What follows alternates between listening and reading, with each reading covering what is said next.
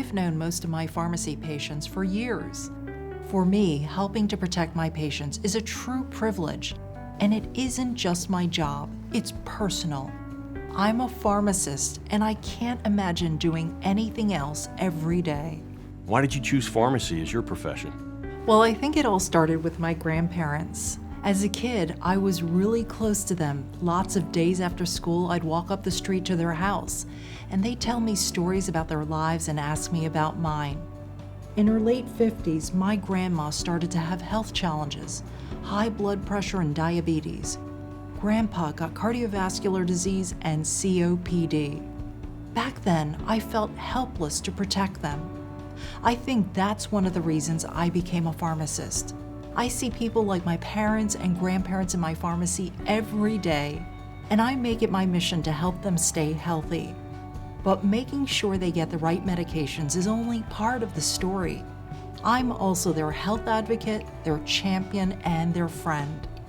The fact is, a lot of people can get overwhelmed by the medications they have to keep track of, the interactions they have to watch out for, and the immunizations they should not do without. If they don't take their medications as prescribed, or if they miss key vaccinations, a lot of things can go wrong. Take flu vaccinations, for example. I strongly recommend that everyone, especially people 50 plus, get vaccinated. I let them know that flu season can last from October to May, and I don't just mention it in passing. I clearly explain why it's absolutely urgent that patients age 50 and older be vaccinated against influenza. The flu can be devastating. During the 2017 to 2018 flu season, about 800,000 adults 50 plus were hospitalized due to flu-related complications. That same year, about 312 adults 50 plus died from the flu every day. And we know that in the United States, about 90% of influenza-related deaths are in adults 65 plus. Why are adults 50 plus so vulnerable to influenza and its complications? One factor is a weakened immune system, which happens naturally as we age. Another is the fact that most people age 50 and older have at least one chronic condition. Getting the flu can exacerbate conditions like diabetes, chronic lung disease, and cardiovascular disease, and the results can be devastating.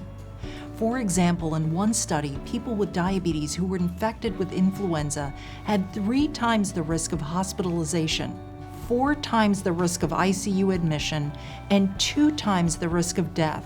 Influenza is a vaccine-preventable disease. We know that the flu vaccine is considered the best way to help prevent the flu. It's a once-annual preventive measure that can guard against influenza and related complications in older adults. During the 2017 to 2018 flu season, it is estimated that flu vaccination helped protect more than 2.5 million adults 50 plus from the flu.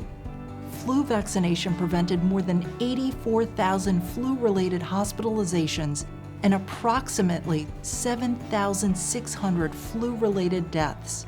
People 50 plus should be protected from influenza, and there are flu vaccines that may have greater efficacy for these older patients. The potential consequences are so dire, and the potential rewards so great.